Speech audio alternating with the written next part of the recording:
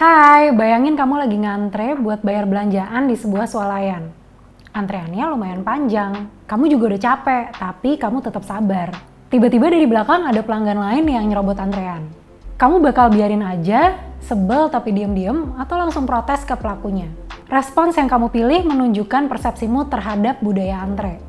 Sebuah kebiasaan yang menurut masyarakat modern amat penting buat diterapkan di segala situasi, sebab dianggap sebagai sistem yang paling adil.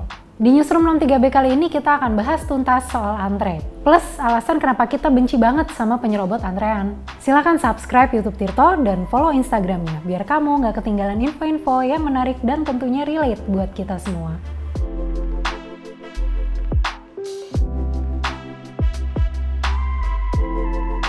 Apakah antre adalah formasi manusia yang terbentuk secara natural? James Cayles pernah melaporkan untuk Recht bahwa jawabannya adalah enggak. Catatan tertulis yang pertama kali menyebut kata antre muncul dalam buku The French Revolution: A History, karya Thomas Carlyle yang terbit pada 1837.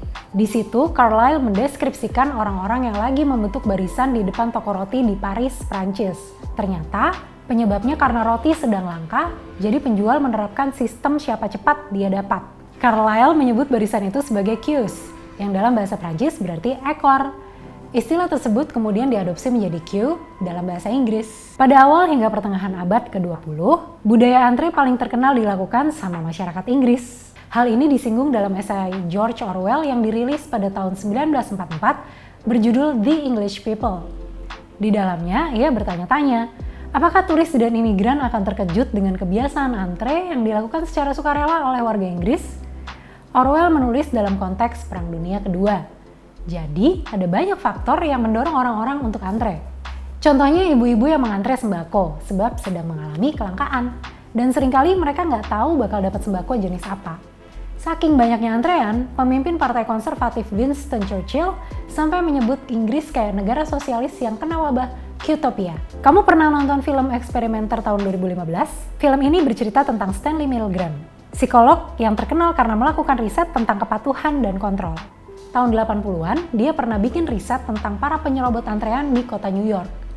Hasilnya, warga New York nunjukin respon universal pas ada orang yang nyerobot antrean, yaitu marah-marah. Cuma ada 15% yang diem sambil nunjukin ekspresi muka sebel. 20% nggak ragu buat langsung protes ke pelaku. 10% lainnya bahkan sampai melakukan kontak fisik secara agak agresif. Dalam kesimpulannya, Milgram menyebut bahwa antrian adalah contoh klasik dari sifat manusia yang ingin membentuk keteraturan sosial. Manusia nggak suka chaos. Mereka suka segala sesuatunya stabil, terutama kalau berkaitan sama pemenuhan kebutuhan dasar. Namun sama kayak aturan sosial yang lain, antrean juga selalu memiliki potensi pengacau. Profesor University of Houston Dave Fagundes pernah menulis satu artikel menarik di Journal Law and Social Inquiry. Menurutnya, antrian adalah ilustrasi terbaik dari teori strong reciprocity atau timbal balik yang kuat. Menurut teori ini, manusia kebanyakan punya sifat altruistik dan punya insting yang kuat untuk bekerja sama dengan orang lain.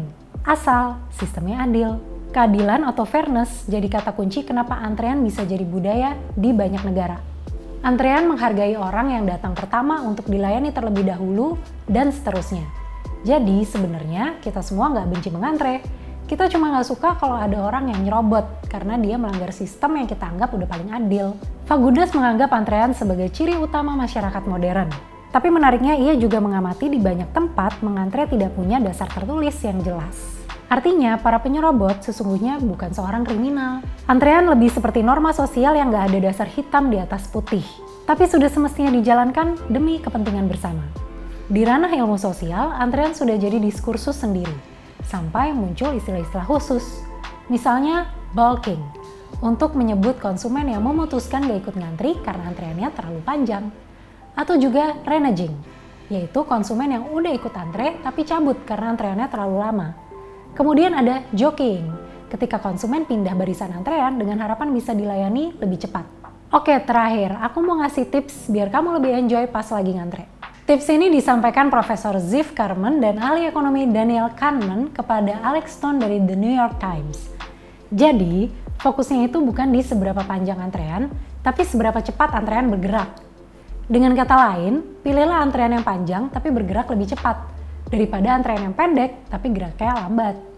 Terus sebelum atau pas lagi ngantre, tanya petugas kira-kira kamu bakal nunggu berapa lama. Sebab riset nunjukin kalau orang akan melebih-lebihkan waktu tunggu mereka sampai 23% dari waktu tunggu yang sebenarnya. Atau kamu pengen ngitung sendiri? Bisa kok pakai rumusnya John D. C. Little.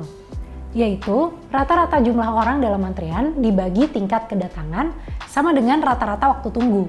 Jadi kalau misalnya ada 8 orang di dalam antrean dan ada 2 orang pengantre baru setiap menitnya, maka rata-rata waktu tunggunya adalah 4 menit. Terakhir, jangan lupa tegas sama penyerobot ya. Ketegasan itu penting untuk mewujudkan keteraturan sosial yang adil bagi semua orang. Kamu ada pengalaman mengantre yang chaotic atau melelahkan banget? Atau pernah ketemu sama penyerobot yang ngeselin? Ceritain di kolom komentar ya. Terima kasih sudah menonton videonya sampai habis. Sampai ketemu di Newsroom 63B edisi selanjutnya.